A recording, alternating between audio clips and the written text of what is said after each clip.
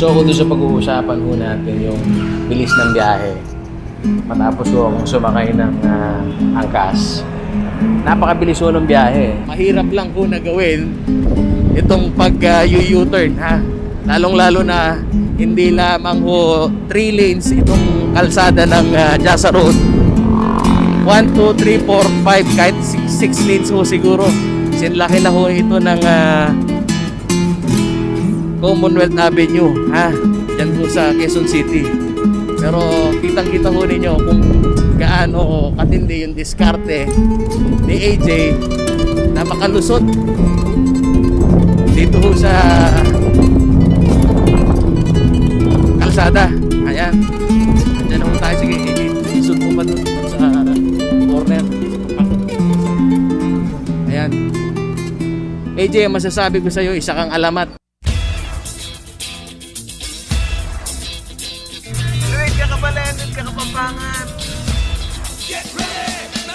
Unang ito ang misyon ni Paulo G ay magtungo po dito sa mga public market sa lalawigan ng Pampanga.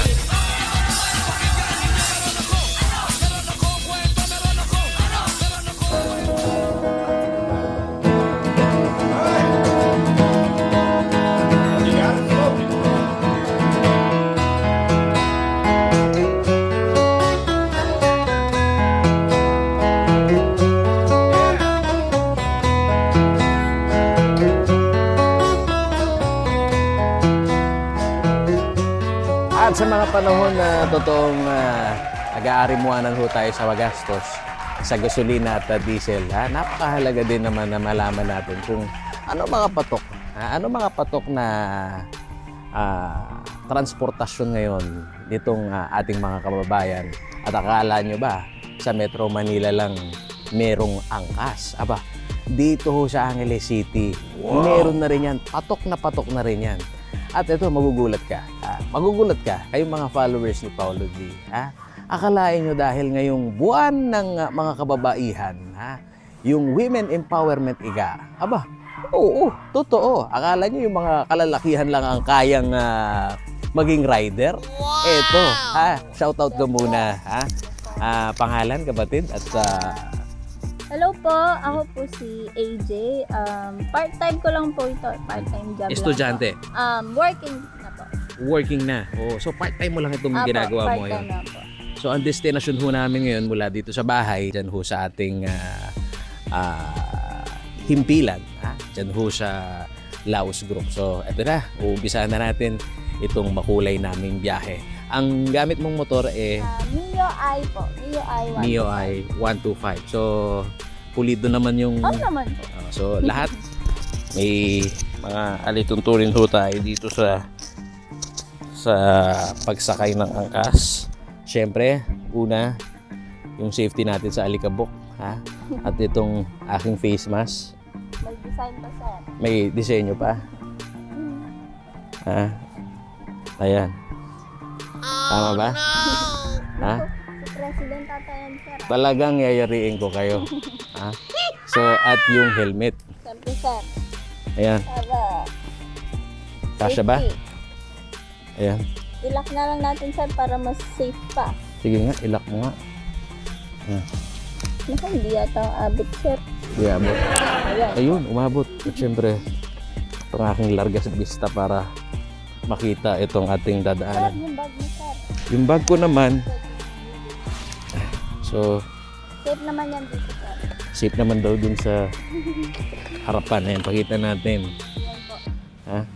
So lalarga na tayo habang Dapat nyo na lang. nakikipagkwentuhan sa aking sakat kapatid Aray KJ. Kaya tanong pa ako, hindi ko na, Ano mo na lang, sir? hindi ko na maangat. Ano, sir? Tara na. Go na po. Ano katagal mo nang ginagawa to? Ano po pala, nag-uumpisa pa lang po mga 2 months po. Ganun po. Part-time lang po talaga. Kasi po panggabi po sa work. Apo. Ano pang trabaho mo sa panggabi? SMK Electronics po sa Clark. QC po ako doon. So, parang bored naman po pag ano, kasi konti lang po yung tulog ko. Madami pong oras. So, naisipan ko mag-part-time po. Yung hawak ko po yung oras ko. Dito ba sa ginagawa mo na to, gaano kalaking bagay na nakakatulong sa'yo financially? Malaki po kasi po parang yung sahod ko po is kumpleto ko po siya nakukuha kasi dito ko po kinukuha yung kunyari po pang gas, pang allowance po, ganun po. Dito ko po kinukuha. At ang totoo nito mga kaibigan, pagka talaga ikaw ay rider, kailangan masanay ka na yung binti mo matigas. Importante yun. Pero ika nga nila, yung kaya ng lalaki, kaya ng babae. Nung magpasya ka na maging rider ng angkas, wala ka bang, yung mga hesitation mo ba? Ano yung mga kinonsidera mo? Nung una po parang baka hindi pwede kasi babae, pero pwede naman po kahit po dun sa mga Grab Food, Food Panda, may babae po na rider doon. So, try ko lang kasi po ilang hours lang naman, tsaka dagdag income din po. Considering na babae ka at alam naman natin yung mga nababalitaan natin na may mga kababaihan na naabuso, may manyak, ayun na, diretsahin na natin. May mga manyak, may mapagsamantala. Hindi ka ba nangangamba sa pinasok mo? Hindi naman po kasi lagi, every time naman po na, kahit sa work lang po, every time naman po na aalis ako at sasakay po ako dito, nagpe-pray po ako. Ang number one mga kaibigan, yung sa kada ginagawa mo, nakapauna ka sa taas. So, kita natin, napakaswabe ng biyahe namin ngayon. Dito po kami sa Angeles City na pagtingin nyo itong ating paligiran. Napakaganda ho ng araw ngayon. At kapag sumakay ng angkas, expect mo mas mabilis takbo natin dahil kahit pa paano nakalulusot tayo sa traffic, lalo na kapag rush hour. Apo. So, ano yung mga lugar dito sa Pampanga na problemado talaga sa traffic, lalo na pagka rush hour? Ay, minsan po dito, traffic din po. Lalo na po sa, kasi, sa EPSA po. Doon po, mas traffic po talaga. At alam niyo mga kaibigan, dito sa araw-araw na ginawa ng Diyos na tayo ho ay bumabiyahe, iba-iba ho yung namimit na personalidad, personahe, iba-iba hong karakter ng mga passenger ang nakakaharap nitong ating kapatid na si AJ. At pansin naman ho ninyo, isa rin sa nagiging advantage ba na kapag ka pinasok mo itong profession na to, kahit papano dapat good communicator ka, marunong ka makipagtransaksyon, marunong ka makipag-usap sa iyong mga kliyente, tama? Opo, tama po.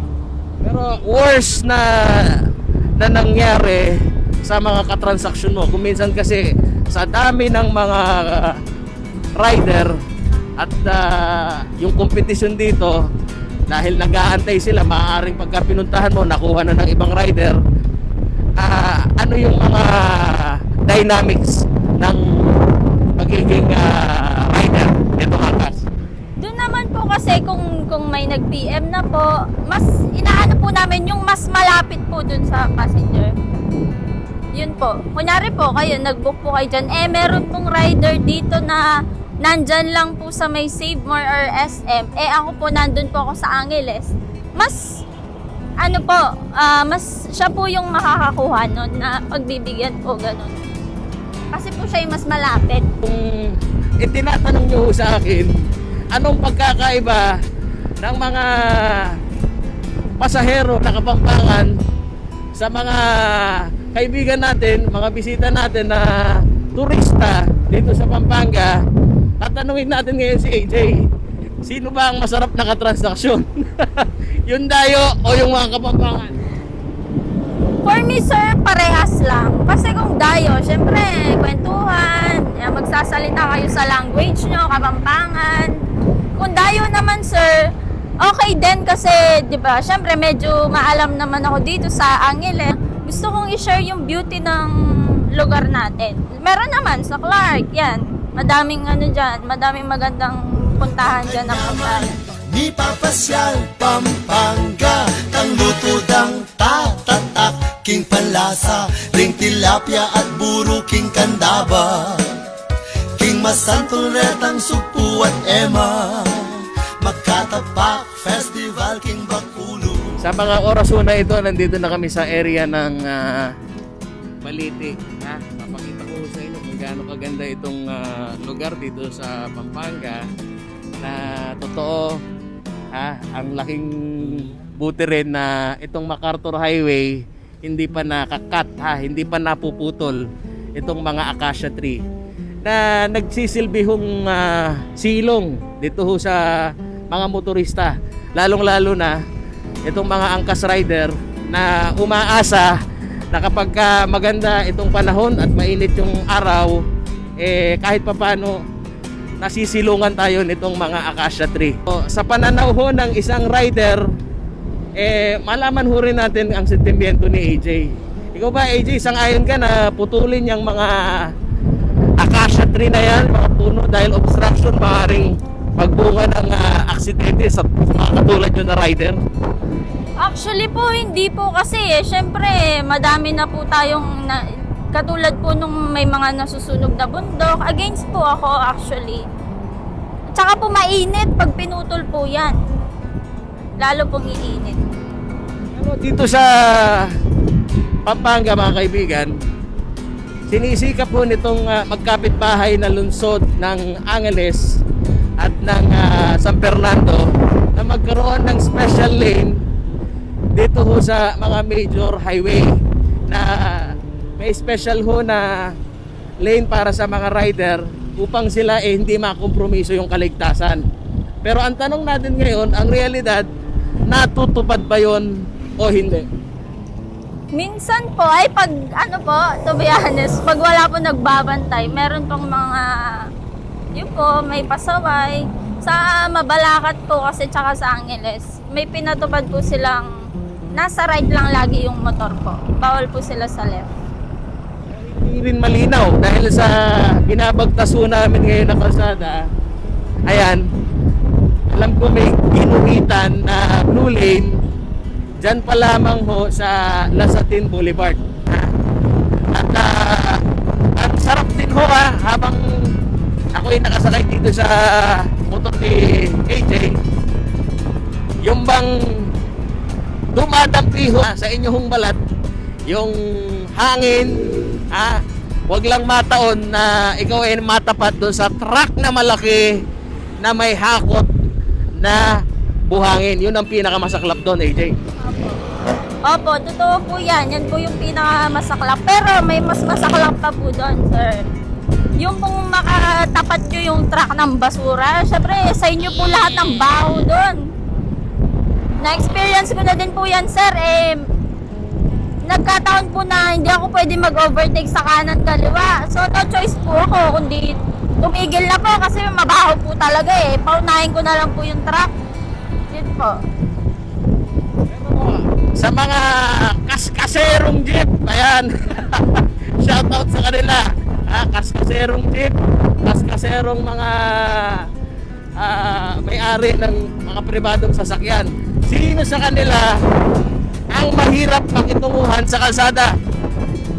Naku po, sa totoo po, jeep po talaga. Kasi po yung iba, nakasunod ka po sa kanila, hindi mo alam na magbababa po sila ng passenger. Yung iba po, hindi sila gumagamit ng signal light. Ganun po, kaya nakakabigla po. Dapat nakaantabay ka rin po sa brake mo para makapag-brake. Napapanood natin sa mga balita na sisikapin daw nitong Land Transportation Office na magiging mahigpit sila sa pagbibigay ng lisensya sa mga rider at sa mga driver na aplikante. Sa tingin mo, anong nakikita mong malaking problema dito sa mga nakakahawak ng manibela, sabihin na natin, rider man yan, motorsiklo, at saka 4 na gulong. Sa tingin ko po yung mga hindi pa po masyadong pulido mag-drive, yung minsan po ay dati po kasi pag student ka lang, hindi ka required mag-drive ng motor.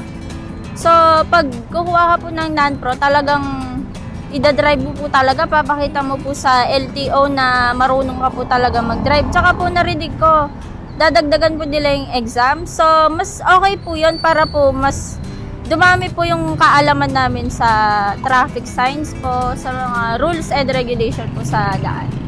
At totoo ho yung sinasabi ni AJ, ha?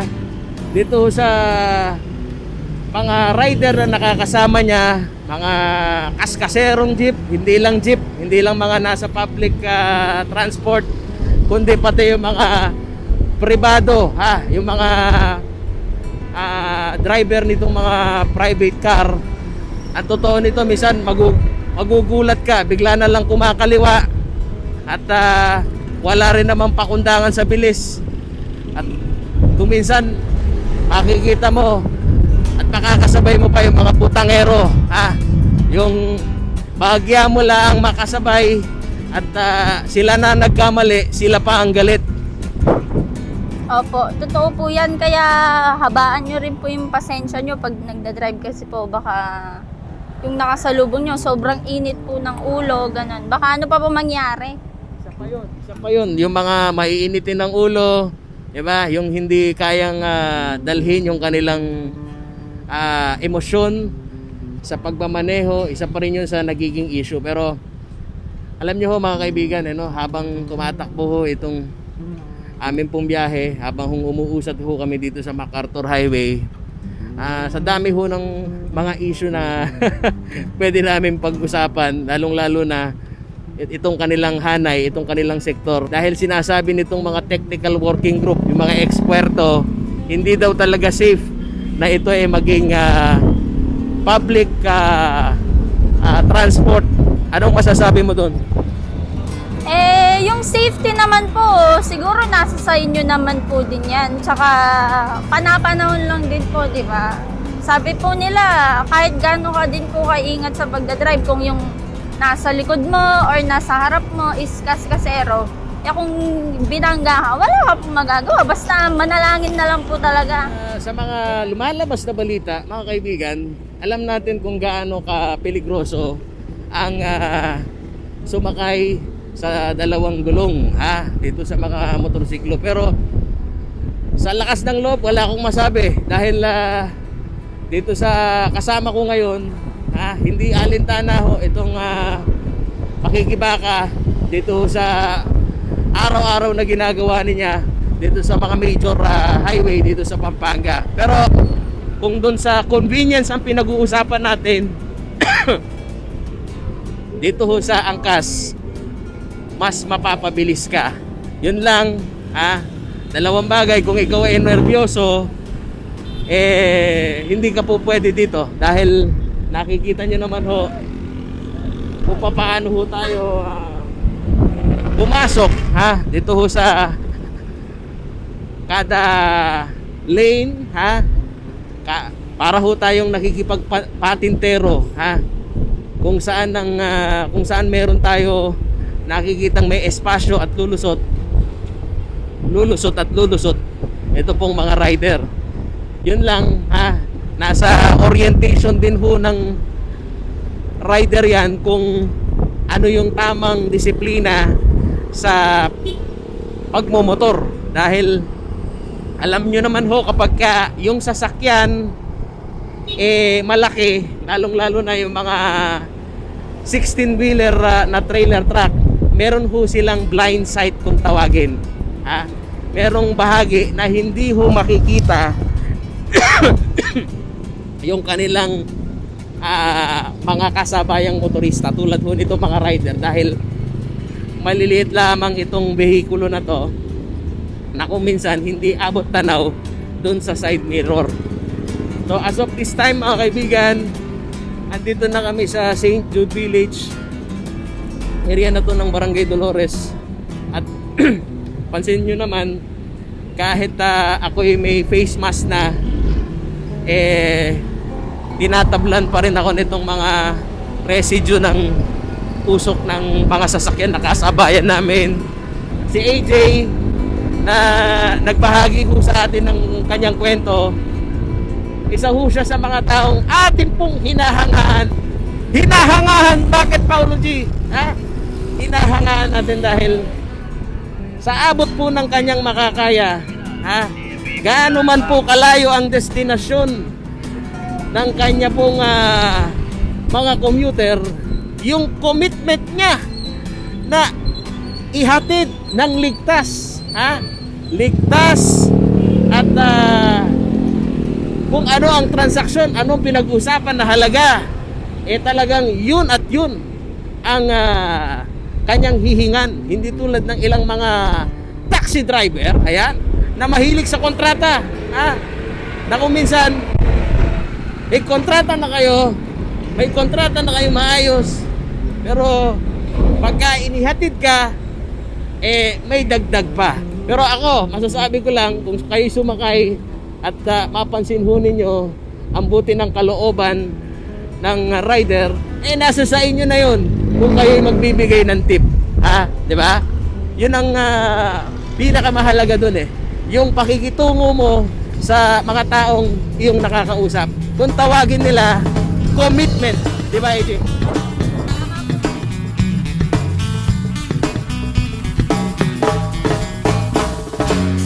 Ako po'y karaniwang tao lamang. Kayo't kabayo, yan ang alam. Karaniwang hanap buhay, karaniwan ang problema. Pagkain, damit at tirahan.